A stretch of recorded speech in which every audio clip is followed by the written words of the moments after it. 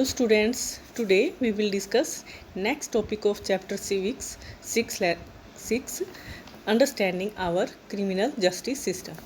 Last जो video थी हमने उसमें रीड किया था किस तरह से कि शांति पर चोरी का आरोप लगाया जाता है, उसके खिलाफ एफआईआर जो है वो लिखवाई जाती है, पुलिस उसको पकड़ कर ले जाती है, अरेस्ट करती है, जेल में डाल देती है और फिर शांति जो है उसको डिफेंस लॉयर भी मिलता है स्टेट की तरफ से ड्यू टू पॉवर्टी, और पब्लिक प्रोसिक्यूटर जो शांति के खिलाफ है जो उसे चोर साबित करने की पूरी कोशिश करता है। तो दोनों ही किस तरह से वो अपना रोल प्ले करते हैं, पब्लिक प्रोसिक्यूटर और डिफेंस लॉयर, और दोनों के एविडेंस और विटनेस को देखकर जो जज जो फैसला क्या करता है कि शांति निर्दोष है, इक्विटेड है, इनोसेंट है और उसने कोई चोरी नहीं की है, और जिसमें कि मिस्टर और मिसिस शिंदे के बेटे ने चोरी की थी। तो ये हमने उसमें रीड किया था, डिस्कस किया था। अब हम नेक्स्ट जो है की प्लेयर्स जो है क्रिमिनल जस्टिस सिस्टम में पुलिस का है, पब्लिक प्रोसिक्यूटर, डिफेंस लॉयर और जज। अब इनके रोल के बारे में हम सुनेंगे ध्यान से कि इनका क्या क्या रोल है। सबसे पहले हम रोल देखेंगे what is the role of the police in investigating a crime, कि क्राइम में जो इन्वेस्टिगेशन है उसमें पुलिस का क्या रोल है। सबसे इम्पोर्टेंट फंक्शन जो पुलिस का है इन्वेस्टिगेटिंग यानी complaint about the commission of A crime, कि कोई भी क्राइम होता है तो उसकी इन्वेस्टिगेशन करने का काम पुलिस का होता है।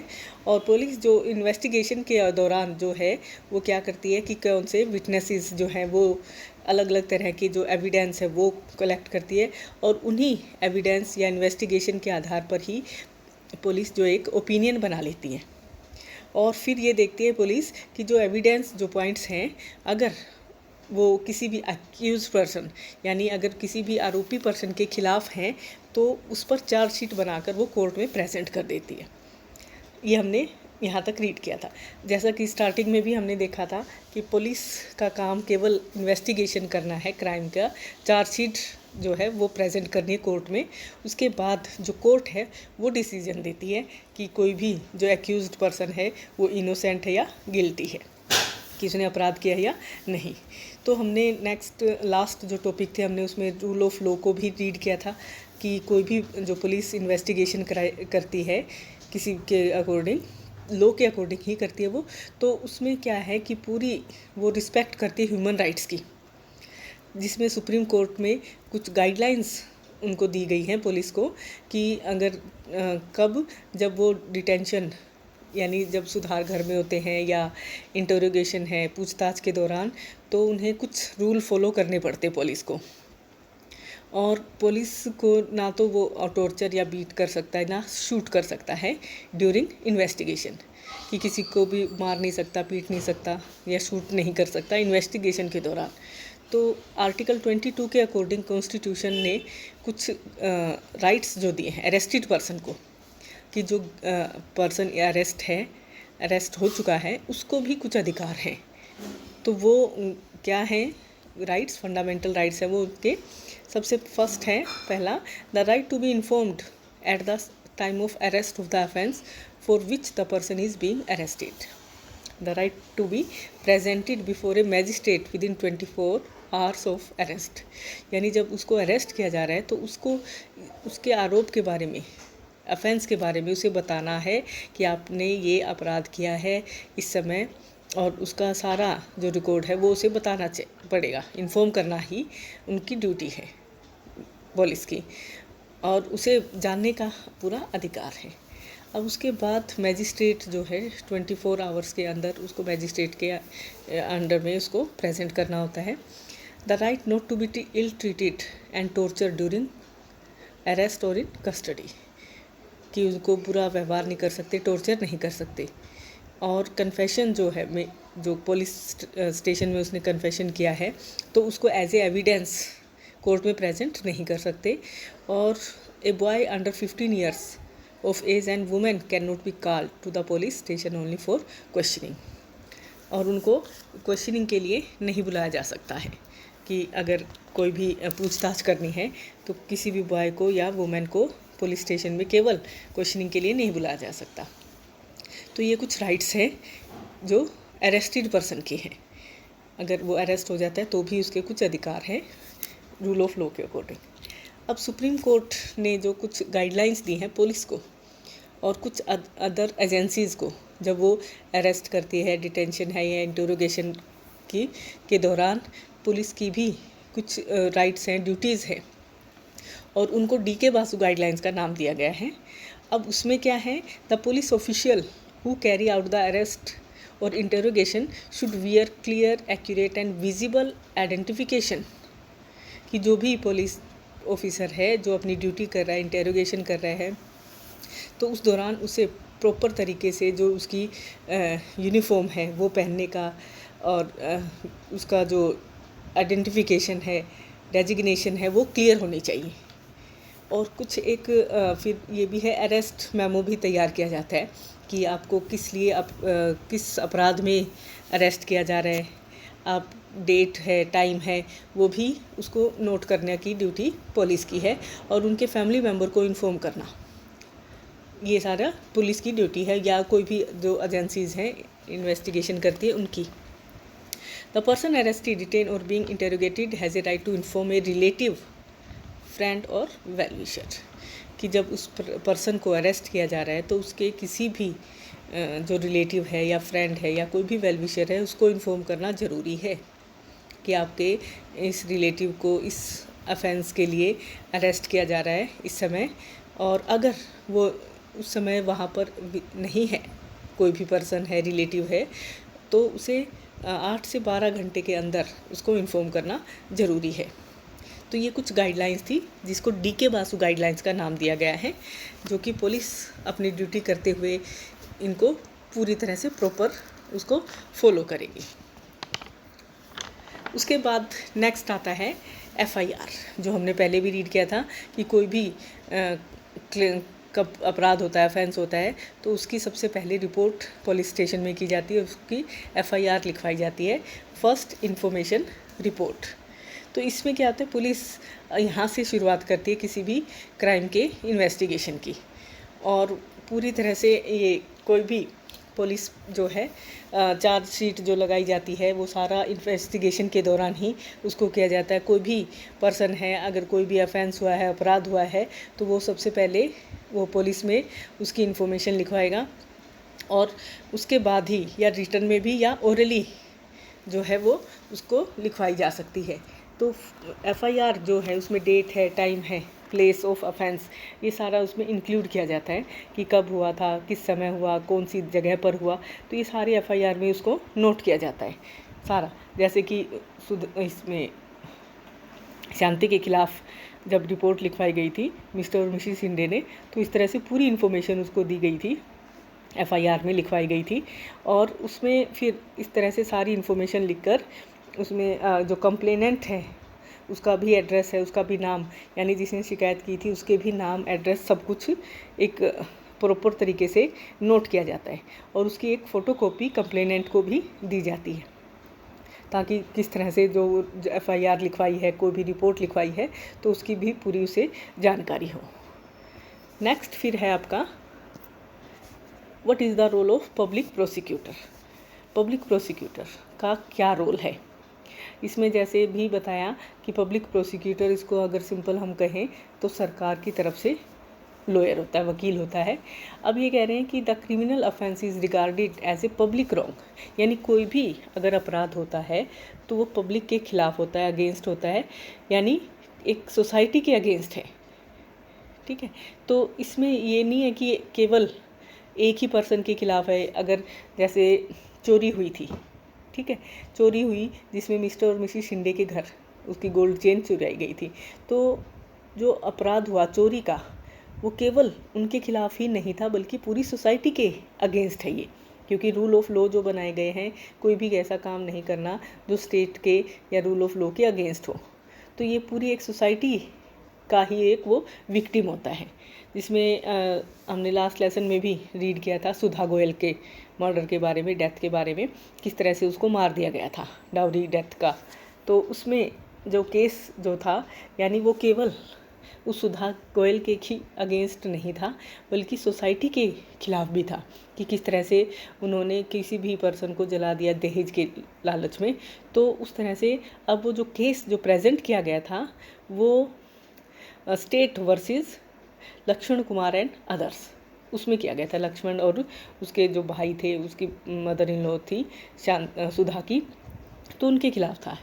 यानी स्टेट के खिलाफ उन्होंने अफेंस किया था, अपराध किया था। तो इसलिए जो कोर्ट में जो केस जो प्रेजेंट किया गया, वो प्रेजेंट किया गया लक्ष्मण स्टेट वर्सेस लक्ष्मण कुमार। इसी तरीके से अभी जो हमने रीड की थी स्टोरी शांति के चोरी के लिए, तो उसमें स्टेट वर्सेस शांति लिखा जाएगा, ना कि मिस्टर और मिसिस शिंदे वर्सेस शांति, क्योंकि चोरी हुई है। चोरी जो है वो केवल एक पर्सन के खिलाफ नहीं है, बल्कि पूरी सोसाइटी के अगेंस्ट है। ठीक है, तो इसीलिए जो भी इस तरह के क्राइम जो होते हैं, तो उसमें स्टेट वर्सेस या जिसके पर आरोप लगाए गए हैं, वो इसमें उसका नाम दिया जाता है। तो अब पब्लिक प्रोसिक्यूटर, उसका रोल क्या है?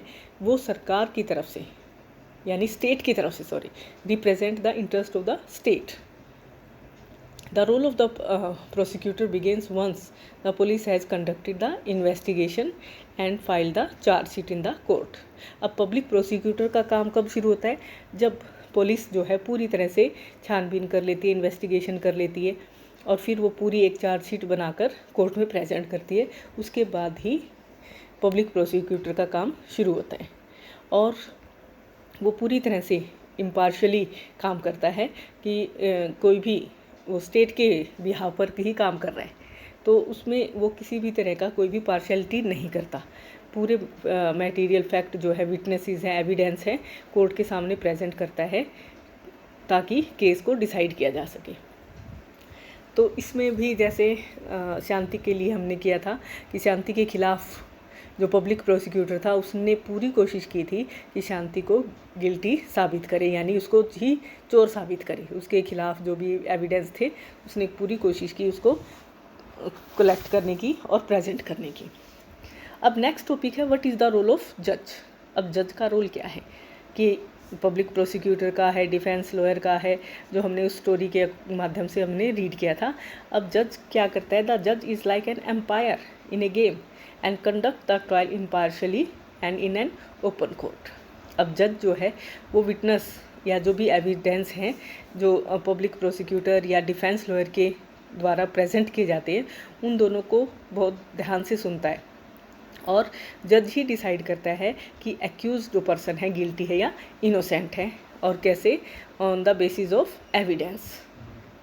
जो एविडेंस है उसके आधार पर ही वो जो एक्यूज्ड पर्सन है उसके खिलाफ जो भी है वो डिसीजन देता है। अगर जो एक्यूज्ड है वो कन्विक्टेड हो जाता है, तो जज जो है वो उसे सज़ा देता है, या तो जेल या फाइन या दोनों भी दे सकता है। तो इस तरह से जज ही डिसाइड करता है कि कोई भी पर्सन जो एक्यूज्ड पर्सन है वो इनोसेंट है या गिल्टी है। नेक्स्ट टॉपिक है आपका what is fair trial. Fair trial में है कि हमने जैसे अभी स्टोरी रीड की थी शांति की, कि किस तरह से शांति का जो केस चला, पब्लिक प्रोसिक्यूटर का रोल, डिफेंस का, पुलिस का क्या रोल था, किस तरह से उनकी क्वेश्चनिंग की गई, कैसे क्रॉस एग्जामिन किया गया, तो वो सारा प्रेजेंट किया गया था।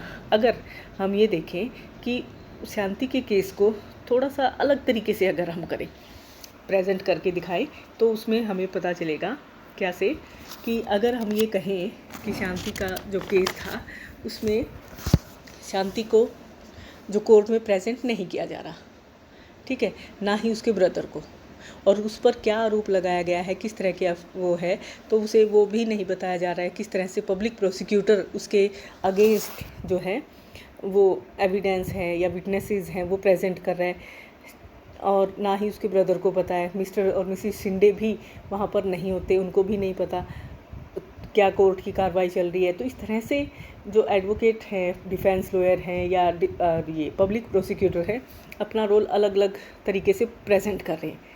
उसमें ना तो मिस्टर और मिसिस शिंदे हैं, और ना ही सुशील है उसका ब्रदर, और शांति भी नहीं है, ना ही उनको पता है कि कोर्ट के अंदर किस तरह के कार्रवाई चल रही है, कैसा ट्रायल चल रहा है। तो ये जो चीज़ होगी वो आपका फेयर ट्रायल नहीं होगा, क्योंकि आर्टिकल 22 के 21 के अकॉर्डिंग जो है guarantees the right to life जो है उसको दिया गया है, कि जीने का अधिकार जो है राइट टू आर्टिकल 21 के अकॉर्डिंग दिया गया है। तो फेयर ट्रायल में भी ये भी है कि सारा कॉन्स्टिट्यूशन के अकॉर्डिंग ही फेयर ट्रायल चले, यानी अगर किसी पर भी आरोपी पर मुकदमा चला जा रहा है तो उस एक्यूज्ड पर्सन को पता होना चाहिए कि किस तरह के एविडेंस उसके खिलाफ है, कौन से उसके फेवर में है, कौन उसकी विटनेसेस दे रहा है, क्या प्रोसेस चल रहा है कोर्ट के अंदर, तो वो फेयर ट्रायल होगा। जैसे अब हम प्रेजेंट कर रहे हैं क्या कि शांति के खिलाफ जो चार्जशीट थी, पुलिस ने जो चार्जशीट लगाई थी उसकी फ़ोटोकॉपी भी उसको दी गई है, शांति को बताया भी गया है। ये फेयर ट्रायल की जो प्रोसेस है वो बता रही हूँ कि किस तरह से उस पर फेयर ट्रायल चला, कि शांति के को एक चार्जशीट की कॉपी दी गई है, उसमें सारा उसका जो ऑफेंस था, क्या उसने किया है, किस तरह से उसके खिलाफ चार्जशीट की गई है, वो सब उसको इन्फॉर्म किया गया है। और फिर कोर्ट में, ओपन कोर्ट में ट्रायल चलता है, पब्लिक व्यू में। उसके ब्रदर को भी बुलाया जाता है, उसको भी बुलाया जाता है, और कमला रॉय जो उसकी डिफेंस लॉयर थी वो उसी के सामने ही मिस्टर और मिसिस शिंदे से सवाल करती है।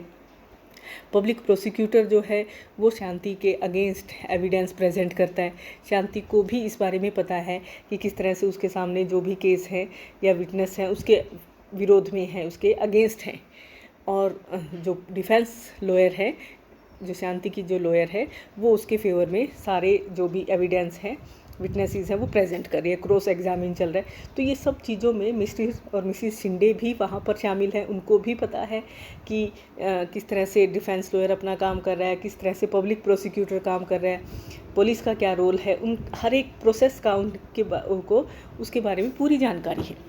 ऐसे ही शांति को भी पता है कि उसके खिलाफ किस तरह की चार्जशीट लगाई गई थी, अब कौन कौन से एविडेंस जो है उसके सामने आ रहे हैं, कैसे उसके सामने क्रॉस एग्जामिन की जा रही। तो हर तरह से पूरे केस की जो स्टडी है वो उसके सामने चल रहा है, पूरा प्रोसेस वो उसके सामने चल रहा है। और कुछ भी चीज़ ऐसी नहीं थी जो मिस्टर और मिसिस शिंदे से छुपाई जाए या शांति और या उसके ब्रदर से छुपाई जाए। तो फाइनली जो है वो एविडेंस अपने प्रेजेंट करते दोनों ही, डिफेंस लॉयर और पब्लिक प्रोसिक्यूटर, और उसी आधार पर ही जो जज है वो डिसीजन देता है कि जो भी एविडेंस है, विटनेसेस हैं, वो शांति के फेवर में है। मतलब उसके खिलाफ कुछ भी नहीं मिला ऐसा कि शांति को गिल्टी फील करवाया जाए उसे, और वो पूरी तरह से इनोसेंट थी। तो ये सारा मैटर जो था ओपनली कोर्ट में किया गया, जिसे हम फेयर ट्रायल कहते हैं। यानी कोई भी ऐसा एविडेंस है, पेपर वर्क है, या कोई भी ऐसा काम है जो उनके इग्नोरेंस में किया गया है, यानी उनको ध्यान में रखकर उनके सामने ही ये सारा कोर्ट की जो प्रोसेस था, ट्रायल था, वो सामने किया गया।